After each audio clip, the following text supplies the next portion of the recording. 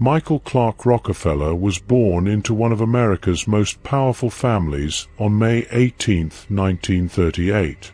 As the son of Nelson Rockefeller, a prominent political figure who served as governor of New York and later as vice president of the United States under Gerald Ford, Michael grew up in a world of privilege, wealth, and opportunity. However, unlike his father and siblings who were deeply embedded in politics and business, Michael was drawn to anthropology, art, and adventure. Educated at elite institutions, including Phillips Exeter Academy and Harvard University, Michael graduated cum laude in 1960 with a degree in history and economics. But rather than pursuing a conventional career path, he chose to explore the world, driven by a deep curiosity about cultures vastly different from his own. Michael's fascination with tribal art and culture led him to join the Harvard Peabody New Guinea expedition in 1961. The expedition was tasked with studying the Dani people in the Balium Valley of western New Guinea, a region that was then under Dutch colonial rule. The expedition was a challenging and often grueling endeavor, but Michael thrived in this environment. After the formal expedition concluded, he remained in New Guinea, captivated by the region's diverse and complex cultures. Michael was particularly drawn to the Asmat people, an indigenous group known for their rich artistic traditions, especially their wood carvings. The Asmat lived in a remote and swampy area along the southwestern coast of New Guinea, in what is now the Indonesian province of Papua. They were among the last of the world's uncontacted peoples, and their reputation as headhunters and cannibals made them both feared and fascinating to outsiders. The Asmat are a Melanesian people, known for their complex social structure, spiritual beliefs, and artistic output. Their art, particularly their wood carvings, is considered some of the finest in the world. For the Asmat, carving was not just an artistic pursuit, but a deeply spiritual practice, connected to their beliefs about ancestors, warfare, and the spirit world. Central to Asmat culture was the practice of headhunting, a ritual tied to their beliefs about life, death, and power. Headhunting was often conducted in retaliation for previous killings, or as a means of restoring balance between clans. The taking of a head was believed to capture the life force of the victim, which was then transferred to the community. Cannibalism, while less common, was also practiced in specific ritual contexts. By the 1960s, Dutch colonial efforts had largely suppressed these practices, but the underlying cultural significance remained deeply ingrained in Asmat society.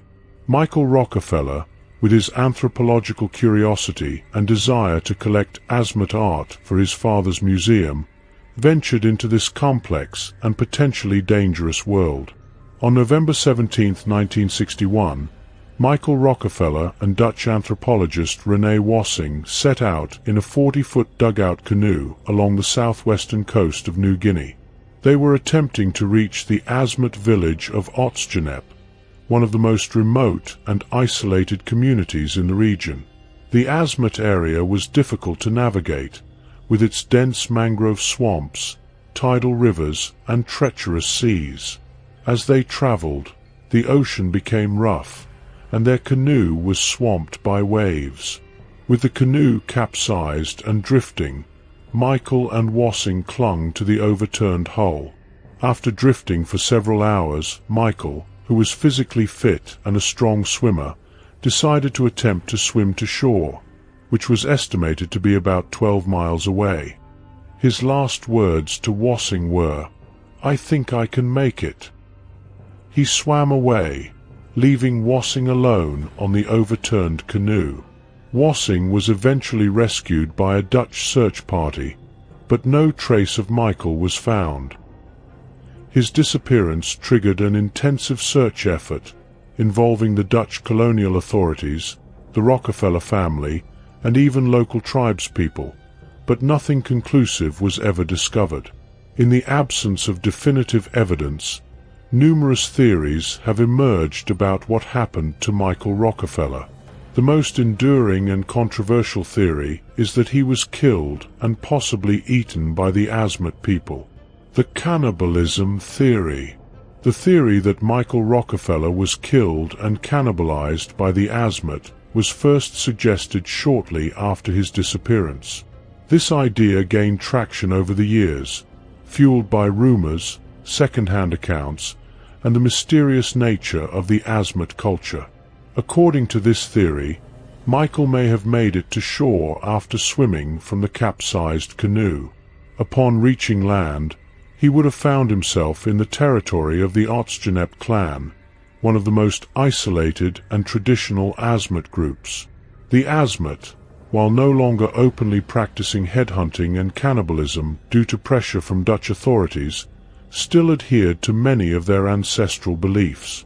At the time of Michael's disappearance, tensions between the Asmat and the Dutch colonial government were high. Several years earlier, Dutch officials had killed 5 prominent Asmat men during a conflict, which the Asmat likely viewed as an unresolved blood debt. According to some accounts, Michael Rockefeller's arrival in the village might have been seen as an opportunity to balance the scales through an act of ritualistic violence.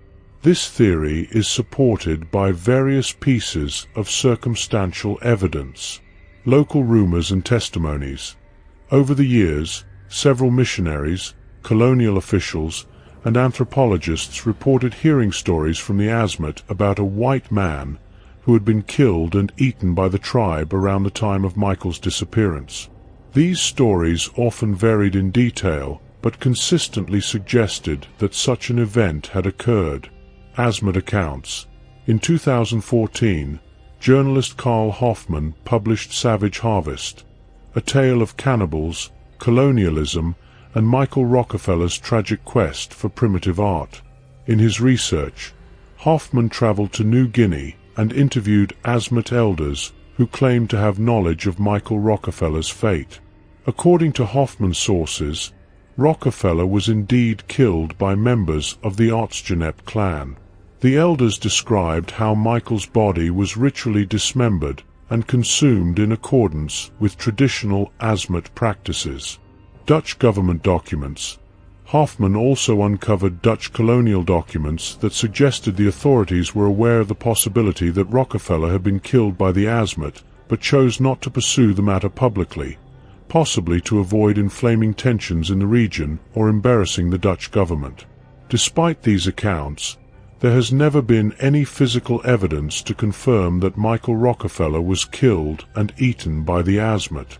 The Rockefeller family, for their part, have never publicly endorsed this theory, maintaining a stance of uncertainty about Michael's fate. The story of Michael Rockefeller has captivated the public imagination for decades, becoming a symbol of the risks and allure of exploration into the unknown. His disappearance, whether due to drowning, being killed by the Asmat, or some other fate, remains one of the most enduring mysteries of the 20th century. Michael's legacy also lives on through the art he collected. Many of the Asmat artifacts he gathered are now housed in the Metropolitan Museum of Art in New York, where they continue to be studied and admired. His story has also raised important questions about the ethics of anthropological research, the impact of colonialism, and the complex interactions between vastly different cultures. Michael Rockefeller's disappearance in New Guinea is a tragic and enigmatic tale that continues to intrigue historians, anthropologists, and the general public.